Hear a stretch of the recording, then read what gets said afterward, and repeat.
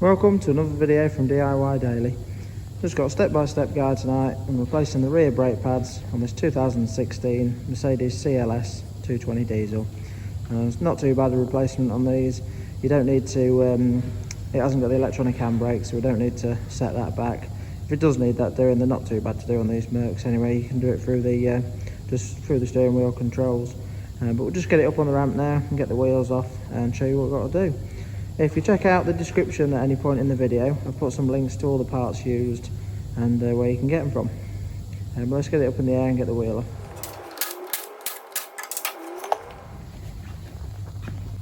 Right, so we've got the wheel off now. So we've got the brake disc here, the pads on the inside here. Now the setup we're looking at tonight has got internal handbrake shoes. So the actual handbrake shoes are inside the disc here, and the disc acts as a drum for the shoes. But the discs are not in too bad a condition tonight. There's a little bit of a lip on there we're going to have to clean off. So we're going to get away with just replacing the brake pads. We'll just show you what we're going to do. We're going to need to just flick this little tab out there, which we'll do in a minute. We've got a pad sensor on there which goes into the pad. We've got new pad sensors, so we'll be able to replace that. And on the back of the caliper here, we've got these little caps on the back there. I'll just pop that out now while we're here. And we've got some Allen keys in there to get them to get the sliders off, so we can pull the caliper out of the way to get the brake pads out. But first of all, we'll flip this cap off. You just want a medium-sized flat screwdriver, and should be able to just get in and just pry the cap out of the way.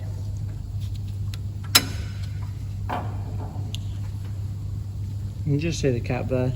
What it does is the little lugs just press in and spring out the back. So if you just pry your screwdriver in and lever it across, you can just get that out there.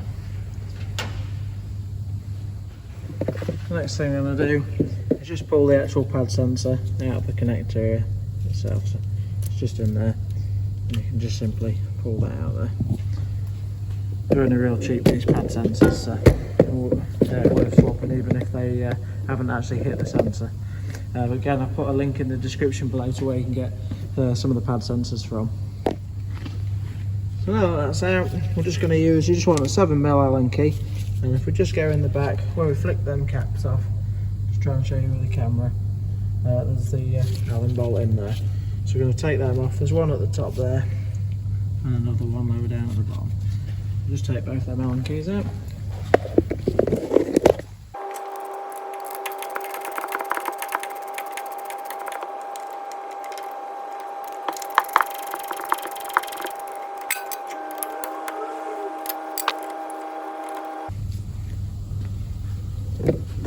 Once you've undone them slider bolts and just got them out of the way, I did just put the flat screwdriver in just to push the slider, the Allen, it's like the Allen key is a slider, just to push it back a little bit. Then you can just work the caliper back and off.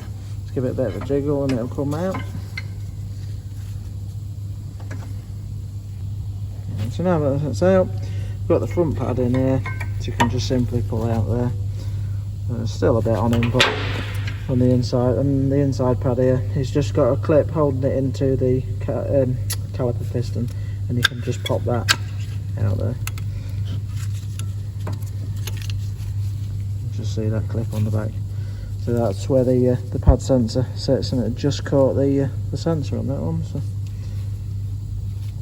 put them down. Right, so now that we've got the pads out, these are the Allen key sliders here. I'll show you holding the camera. And what you want to do is always just check that these are nice and free in there, but we're going to take them out, just put a bit of grease on the actual slider as well, and then we'll pop them back in on both of them. We'll just do that quick.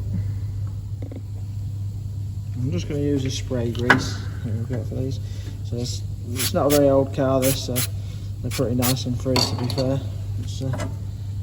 We'll just give that a bit of grease and then just work it through. You can just push it back and forth a few times through the caliper there. And we'll just do the same with the other slider as well.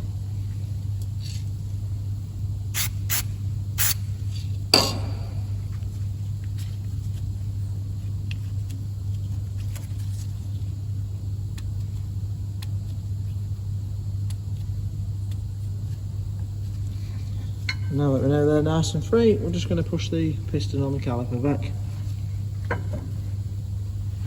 And as well as all the parts used, I'll put some links to all the tools used in the description below as well. What you want to do is just a pair of big grips and just give that a squeeze back. Obviously if the caliper was seized up, that won't go back. So. It's all back ready. All we're going to do, and to be fair, there's actually hardly a lip at all on these discs, really, so I'm not actually going to take that off because it's literally nothing. But if there's quite a big lip there, as long as the disc's not too warm, so it's worth just cleaning the lip up a little bit, but it's really next to nothing there at all tonight. So we'll get the new brake pads out now. So we've got the new brake pads here. So the inside one's got the clip on it, and the outside one hasn't. And you can just see on the inside pad, it's the one that has the wear sensor in it. You can just see a little hole in there. The pads come with a new sensor in the kit. And all you need to do, I'm going to put this in afterwards once it's actually in the, once the caliper's on it though.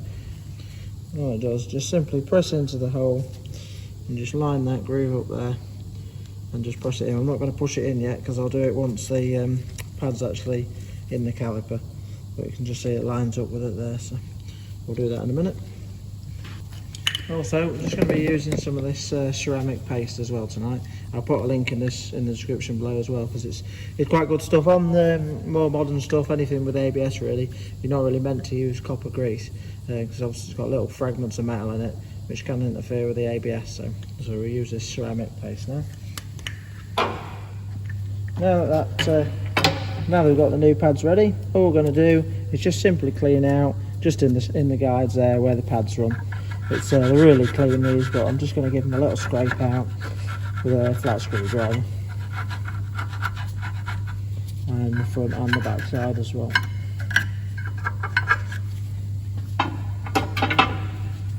So I'll just give it a nice clean surface for the pad to run in there. So.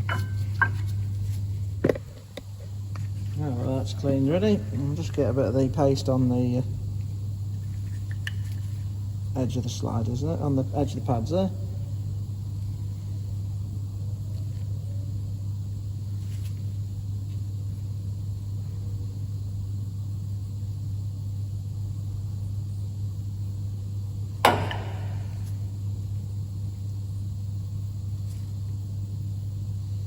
Now, if it didn't have a little plate on the back of the pads, I'd put a bit of paste on there, but this is actually an anti-rattle plate on the back of the pads, so I don't need to put any grease on the back there.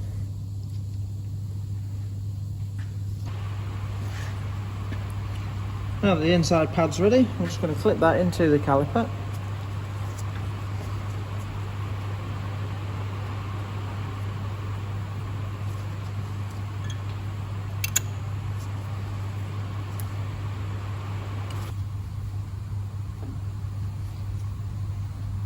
Just need to pop the pad into the caliper there, just so it sits fully out, and you can slide it over the top.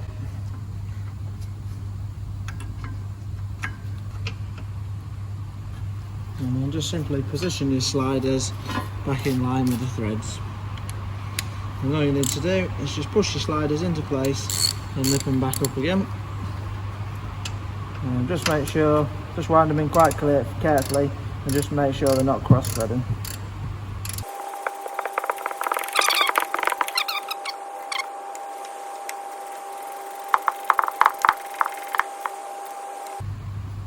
And once you nip the two Allen keys, you can just pop your two caps back over them.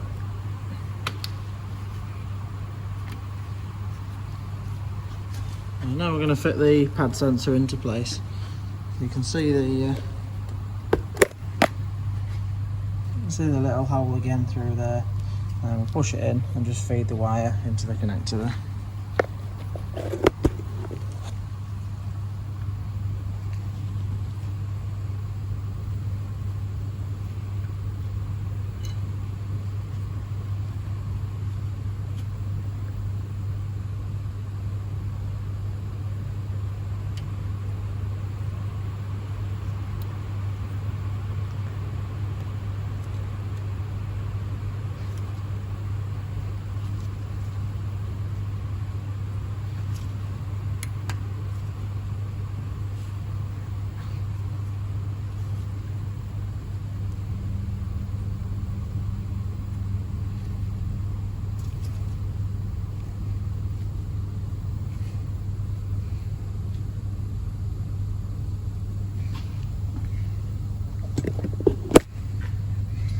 So you can see that's located in the hole now, and then just push the connector in just to where it brought it up, and just sort of, your wires are quite stiff so you can just feed them nicely out of the way.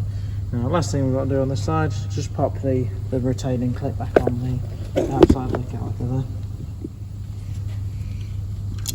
Now, they are like a spring clip, so they are quite tight. All you need to do is just sort of position one side in and then pull it around.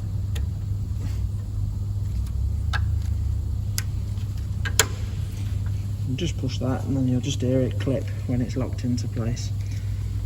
Now that's done, what we're going to do is just simply give the brake pedal a quick press. Notice your pedal will go down really easy. So just pump that out until the pedal goes hard. And that's just simply pump the piston out. Just see a bit at the back on the caliper there. And that's the rear pads replaced. And all we're going to do is just go around and just do the same procedure on the other side. But yeah, fairly straightforward replacement on these Mercs. Hope the video helped. If it did, give it a quick thumbs up and subscribe to the channel. And thanks for watching, we'll see you next time.